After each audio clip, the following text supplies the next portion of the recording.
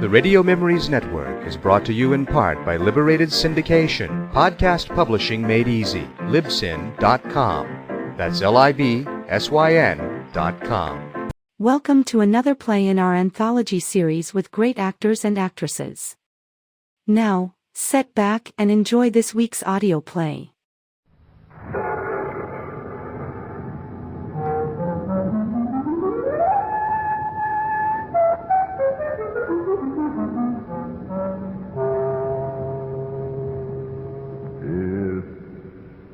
Mystery time.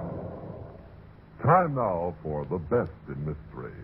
Tonight on Masters of Mystery, an exciting melodrama titled Four-Time Loser. Presented live from New York is written by Sidney Sloan. A man with a guilty secret sometimes pays a heavy price to keep his past from being exposed. And when he's playing for high stakes, he's sometimes willing to kill. Masters of Mystery brings you tonight's thrilling story, Four-Time Loser.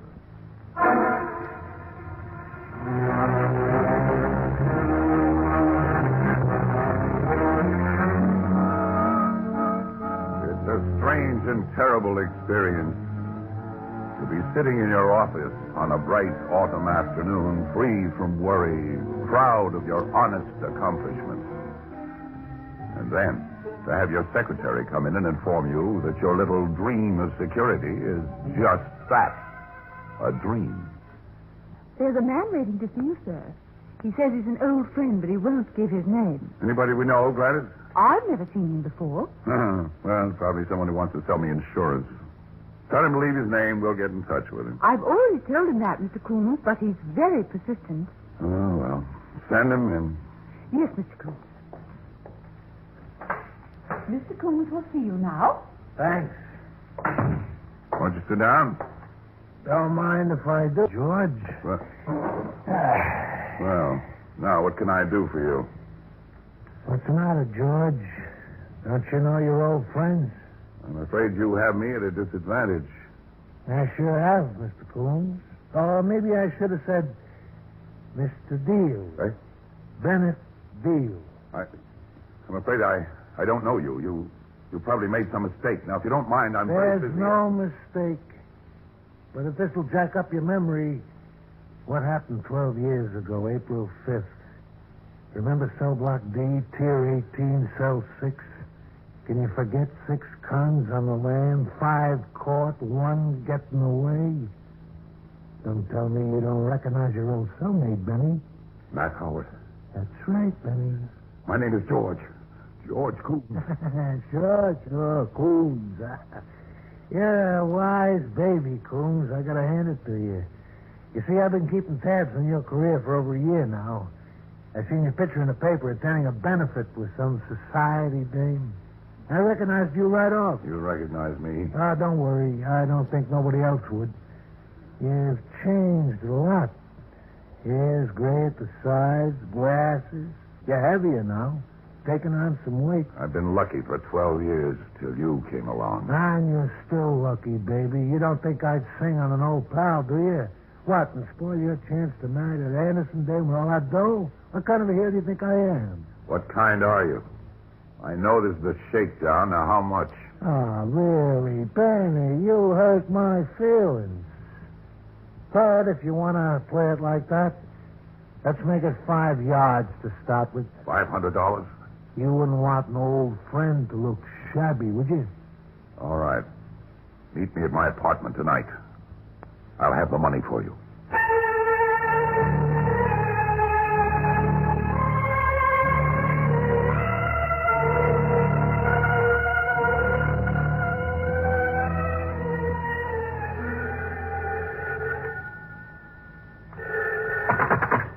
Hello? Hello, George. Oh, Elaine. You sound awfully surprised. Yes, I was expecting someone else, darling. Well, have you forgotten you were taking me to dinner tonight? No, of course I haven't. Elaine, I haven't forgotten. I'll pick you up in 15 minutes. Well, don't bother, because I'll call for you. Matter of fact, I'm downstairs in the lobby right now. Well, wait for me down there. Do you mind? I'll be right down. George, is anything the matter? No, dear, no. Some business I have to take care of. Not another woman, I hope. No, dear, not another woman. Well, then you won't mind my coming up and seeing for myself, will you? Helene, please, if you don't mind. I will be right up. Hello? Hello?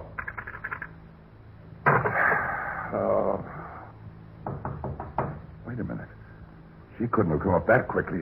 That must be Matt. Hi, Benny. Right on time. Come in, hurry. Ah, thanks. We've got to make this fast, Matt. That's the way I like it.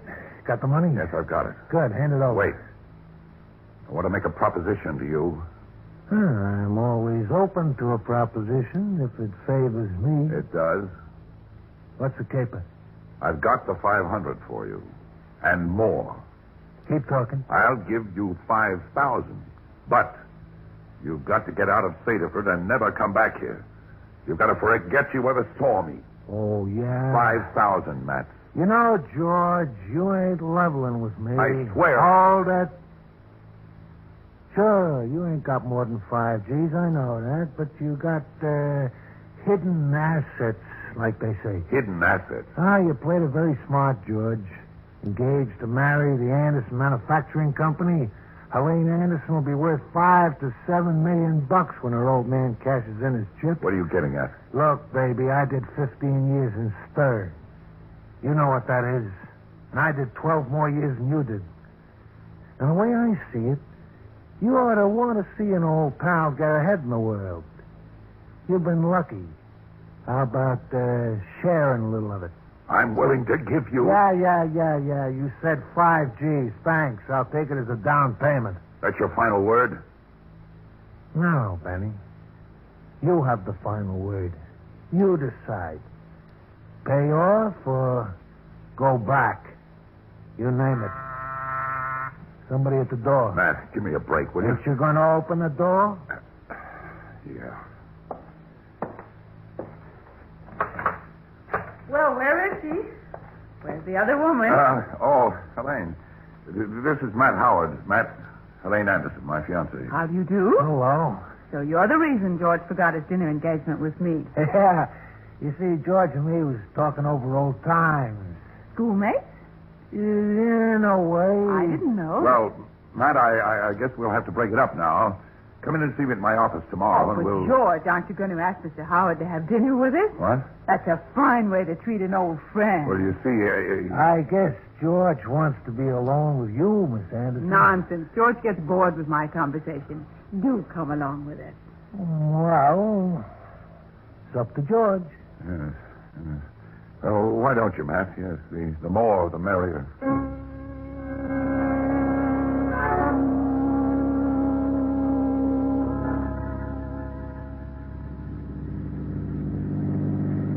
Your friend made a very interesting dinner companion, George. Who, Matt? Oh, yes, he's interesting, all right. What did he come to Saterford for?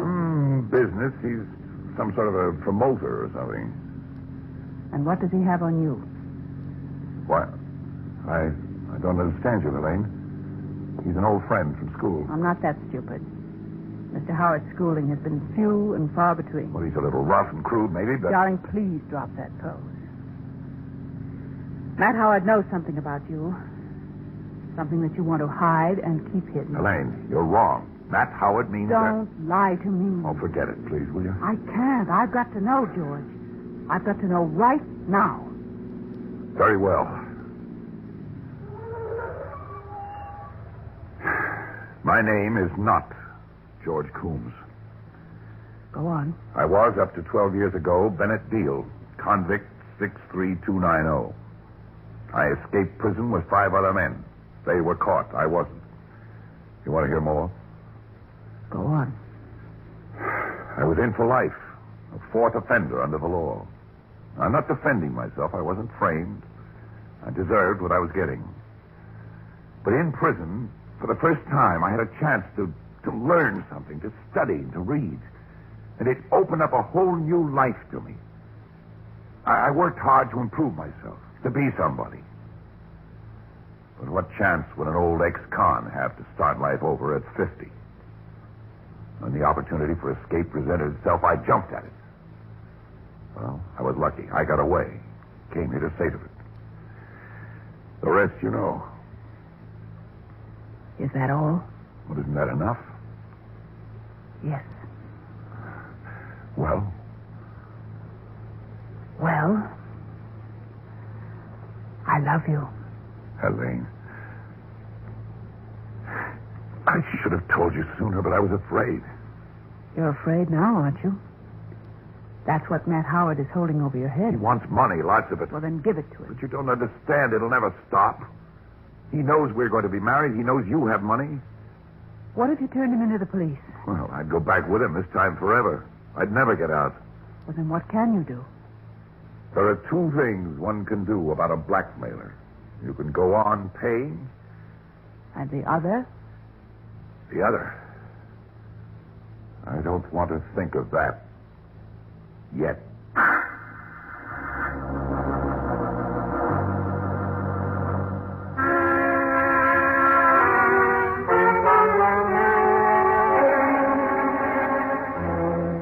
I didn't see much of Helene for the next few days. I pretended that my job kept me too busy.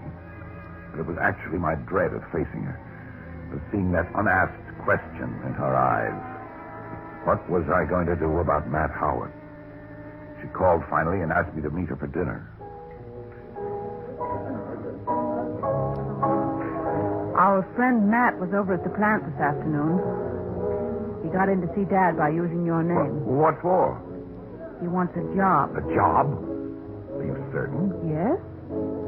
Why? Well, it's very strange. With $5,000 of my money in his pocket and the prospect of getting more, Matt Howard goes job hunting. Would there be any harm in your vouching for him with Dad? I don't know. Suppose he is planning some shady deal, Helene. Suppose he does something which might point the finger at me, or worse, involve you. Helene, the best thing for you to do is to forget the whole business. And me along with it. You trying to tell me I've been jilted? Well, suppose we went ahead and got married. Every morning you'd have to face the inevitable fact that it might be our last day together. I'd face that. You see, George, all my life I've gotten the things I wanted. Maybe I've been a spoiled brat, but I'm too old now to change my ways. And I want you. I want to marry you. But, darling, this would be... Wait. Now listen to me. If Matt Howard is in the way, if he is keeping us from what we want... Don't say it, Helene. Shh. Wait. The head waiter's coming this way. Oh, he's motioning that you've got a phone call. Oh? Oh, I see. Well, pardon me, dear. I'll be right back.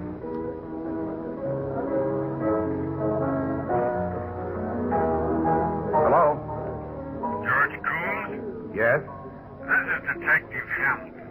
You know, we met when you and Miss Anderson were at the police benefit show. Yes, sure, Hamilton. I remember you. What is it? Well, it's kind of ridiculous, and I hate to bother you, but we picked up a man early this evening. Yes, go on. Well, he says he knows you. What's he wanted for? Suspicion of murder. What's his name? Howard. Matt Howard. Says he was with you last night at the time a man was killed. It's obvious that he's lying, and all I want you to do is to say so. I'll be right over, Hamilton. Well, that isn't necessary. All you have to do is to... I'll be right over.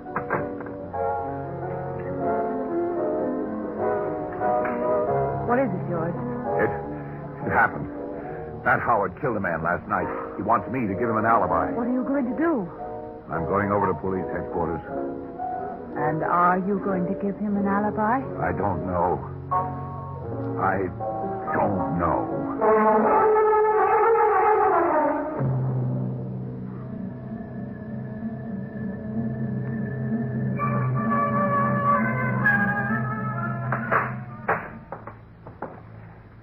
Hiya, pal. I knew you'd go to bat for me. You fool, you stupid, stir-crazy fool. All right. So I made a mistake. I didn't mean to kill him. You didn't mean to. If this weren't so tragic, it'd be funny. I said I was sorry. And everything's okay now. You gave me my alibi. I haven't given any alibi. I see. But you will, won't you, baby? You'll say I was with you last night. Because if you don't... I know. How did it happen? Well, things is pretty dull, so I get into this crap game. My luck is bad. By 9 o'clock, I'm rubbing together in my pocket 2 C notes, the tag end of my roll. 200 left out of the 5,000. Yeah. Well, I was sore. I remember the guy says he's closing the game up at 11 o'clock. So you went back and killed him. I was identified as one of the guys in the game, but they really got nothing on me if you gave me the alibi. If I do, Matt, that would square us off for good, wouldn't it? We'd be quits from now on. You could grab the next train for New York. Grab the next train for New York, he says. You're a funny guy, Benny. Funny like them comics on the radio. I mean it, Matt. The river's dried up. The feast is over. There's no more dough. That's all I have. What about your rich girlfriend after you marry her? There's not going to be a marriage. We washed the whole deal out tonight. You done this on purpose. You done it to cheat me. Maybe. Why, I ought to kill you. You ought to kill me.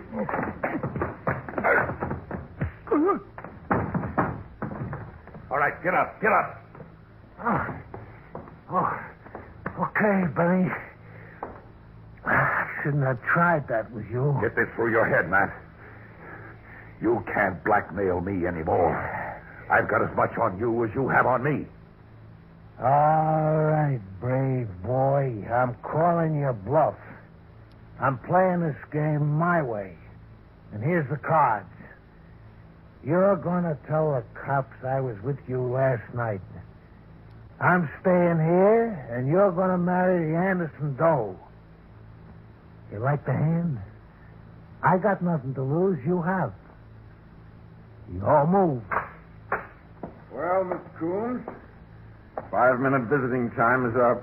I'm glad you come in, Chief. Mr. Coombs just been checking with me on the time I came over to see him last night. What goes, Mr. Coombs? I guess he does, Hamilton. I'm giving him his alibi.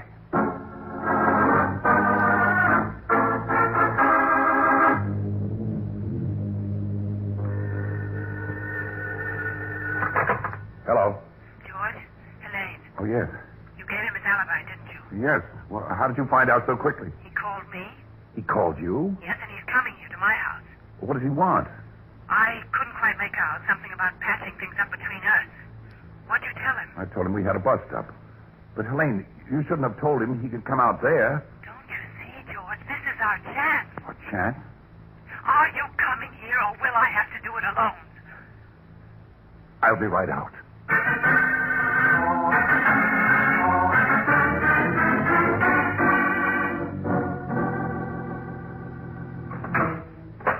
Mr. Coombs is here, Miss Anderson. Oh, thank you, Edward. Hello, darling. Helene. We're all ready to go, Miss Anderson. The car's in the driveway. That's fine, Edward. I hope you enjoy the picture. Good night. Good night, miss. Good night, sir. Good night. You're sending all the servants out, huh? Matt's orders. He wants to see me in private. He knows that Dad left for Detroit this afternoon. He's taking no chances, is he? He's taking a big chance, George. Bigger than he knows. It won't work, Helene. We can't do it. We can.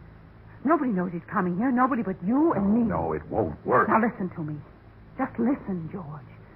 We can put his body in your car, take him to the family's country. No, Helene, no. I don't want you mixed up in it. We've got to do it. We'll do it together. I've got Dad's revolver. I'm not afraid, and it's our last chance. It's our only chance. Matt Howard has to die. But I won't have you involved. I'll do it myself. It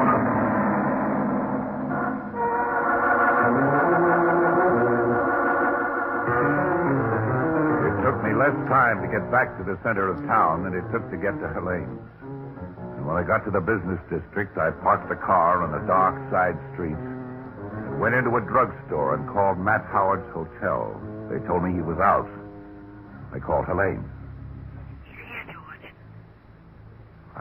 I must have missed him on the way. Don't do anything. Send him back to town. But, all right. How did he come out? Taxi? Rented car. Good. Send him back to town.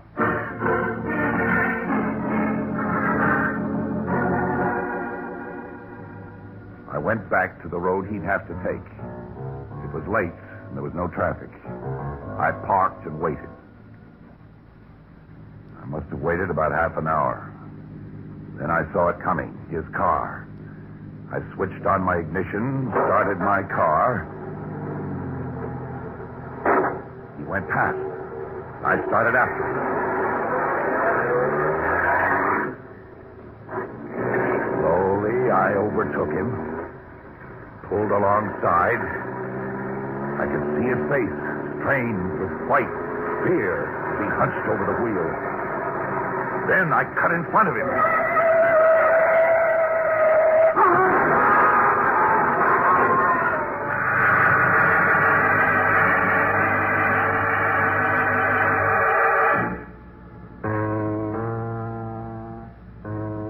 I got out of my car and looked at him. He was dead. He'd swerved to avoid hitting me and crashed into a concrete embankment. My car wasn't even scratched. We hadn't been seen.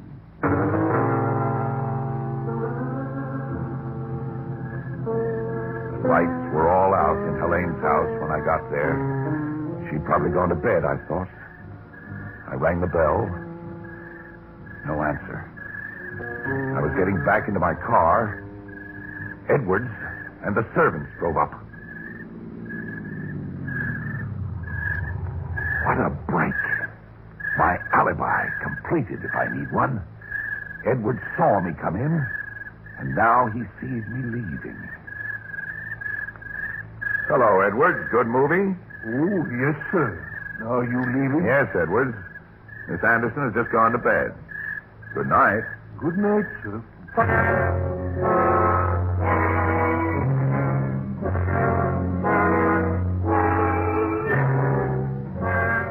I never felt better in my life. Matt's death would look like an accident. If there was any question, I had a perfect alibi. I climbed into bed with the knowledge that I'd get my first good sleep since Matt Howard came to Saterford. I couldn't have been asleep for more than an hour, and I was awakened by someone knocking on my door. What? Who's there? It's me, Hamilton. Open up. Oh, wait a minute.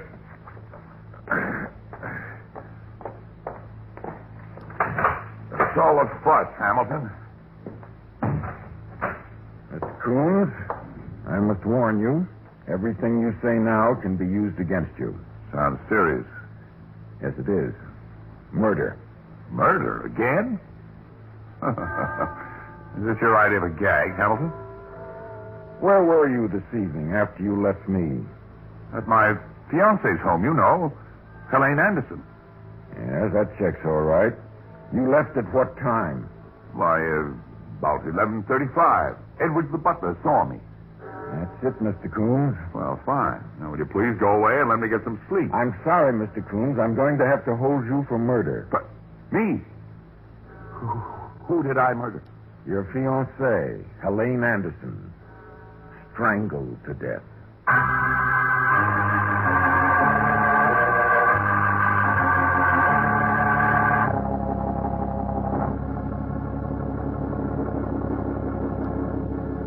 There it is. My story. Matt must have overheard Helene talking on the phone to me. In fear or panic, he killed her. Whatever happened, Helene's dead. I don't care much what happens to me now. The irony of the situation is that Matt's death was put down as accidental. Well, the jury is out now. They won't be out long. As the prosecutor said in his closing speech, what can you expect from an habitual criminal? A 4-time loser.